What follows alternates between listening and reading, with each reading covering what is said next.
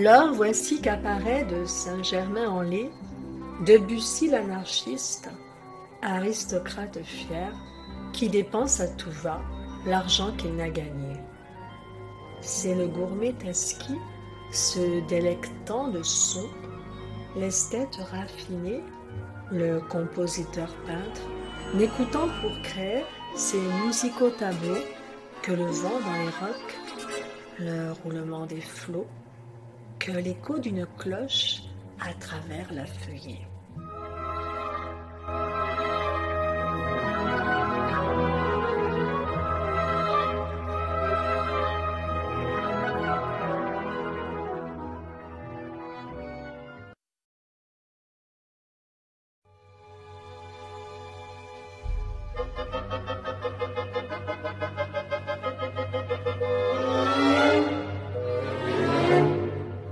Sire Granville le Bantoc, le noble distingué, le subtil inventeur d'inouïe sonorité, seul parcourt les Highlands pour trouver l'Arcadie.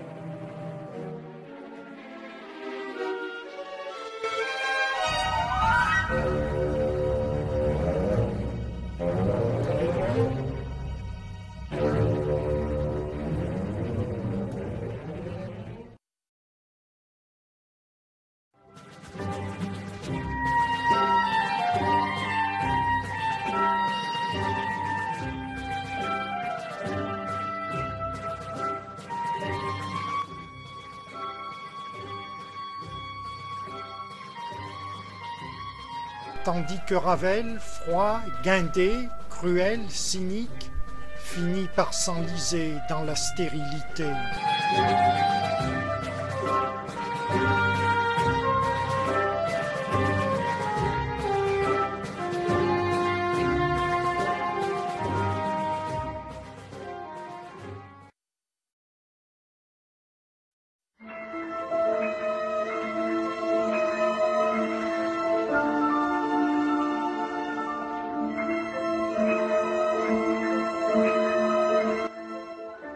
Mais voici le creuset où sans discontinuer bouillonne le génie résumant le grand siècle.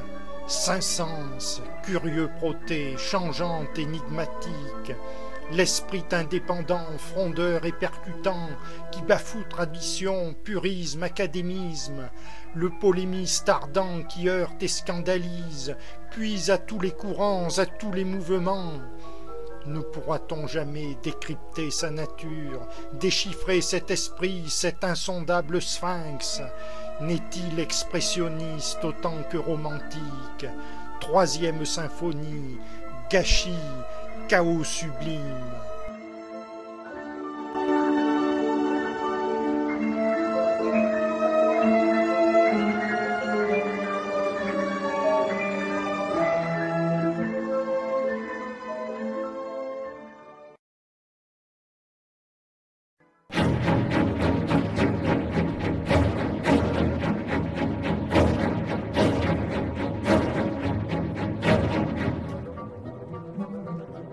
Le sacre du printemps, sifflé, tohu-bohu, l'audacieux créateur, le hâbleur prétentieux, qui marche sur les pieds des élégantes dames, s'enferme dans l'étau de ses contradictions.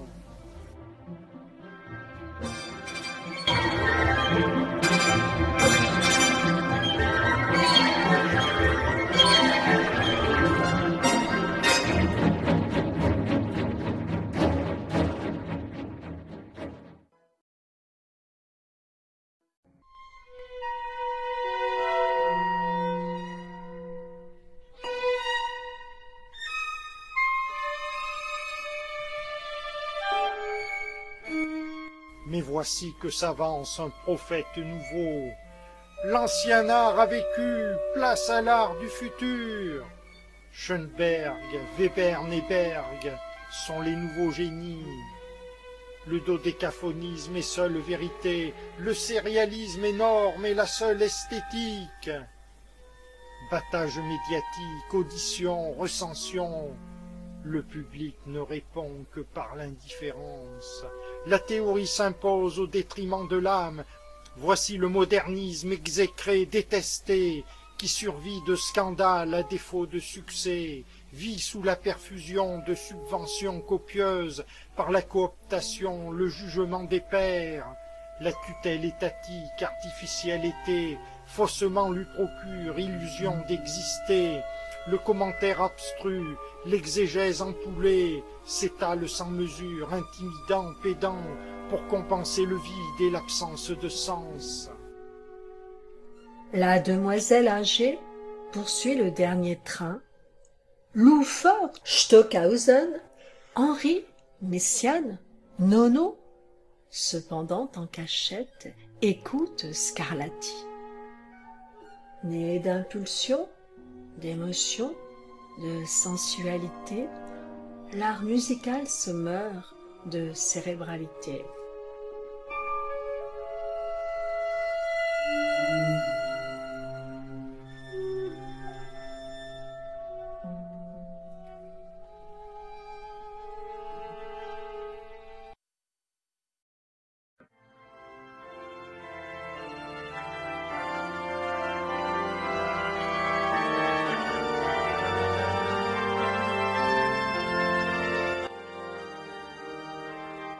La musicographie, n'est-ce un tissu d'erreurs, factice construction de l'idéologie, que rectifie parfois la musicologie?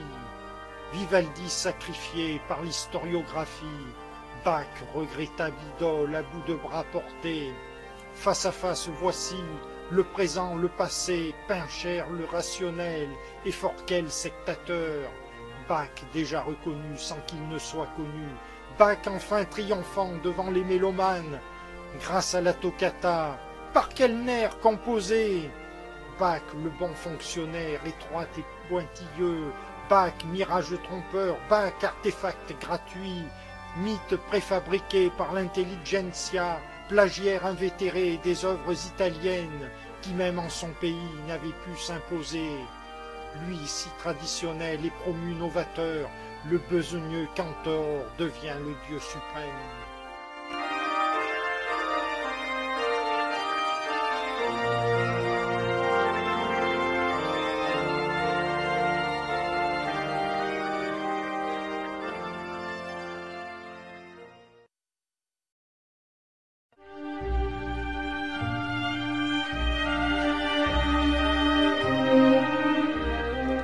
La musique, insondable, immense phénomène, comment peut-on jauger cet océan sans fond, mesurer, calibrer cette mer sans rivage?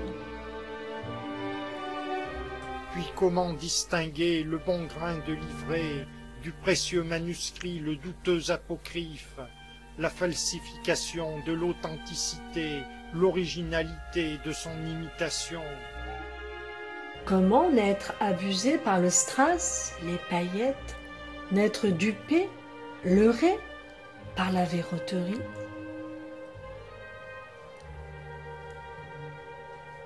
Comment exhumer, discerner, apercevoir la merveille ignorée sous la strate profonde, le trésor inconnu que la fange recouvre?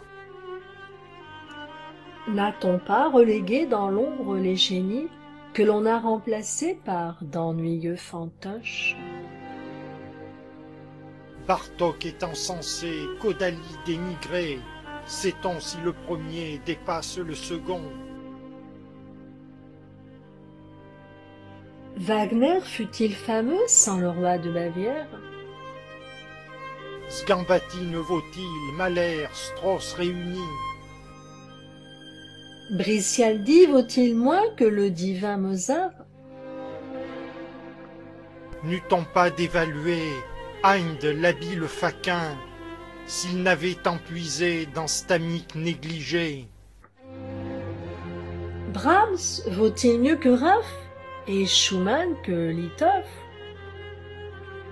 Plus que Prokofiev, Stravinsky, Roussel, Varèse, Kabalevski n'a-t-il mieux exprimé sa marque? Cécile Chaminade est-elle moins sublime que Berlioz ou Fauré, que Franck ou bien Duparc? vieux temps Bottesini, Yushikun, Sarasate, n'ont-ils pas égalé, n'ont-ils pas dépassé Mendelssohn, Handel, Bruckner, Schubert, Telemann? Faire décrocher le chantre issu des Amériques dans Mississippi, Grand Canyon, Niagara Falls, Death Valley, simulant train, sirène et galop d'un cheval, n'est-il plus suggestif et plus impressionniste que Debussy médiocre en son tableau marin? S'il ne fut terrassé par un létal microbe, le prodige Arriaga de l'Europe admirée n'aurait-il effacé de Beethoven le triomphe? Pourquoi cet adagio de l'époque moderne dut-il s'approprier le nom d'Albinoni?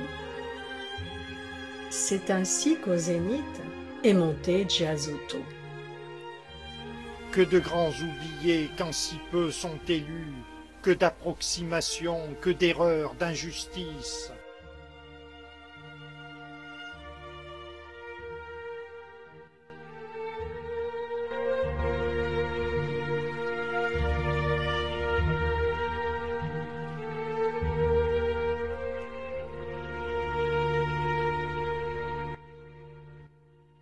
Musica. Si n'étaient les belles mélodies, vaudrait-il d'exister, de vivre notre vie? Musica, vaudrait-il de souffrir, de lutter, si l'on n'écoutait pas de belles mélodies? Musica, musica. Musica, musica.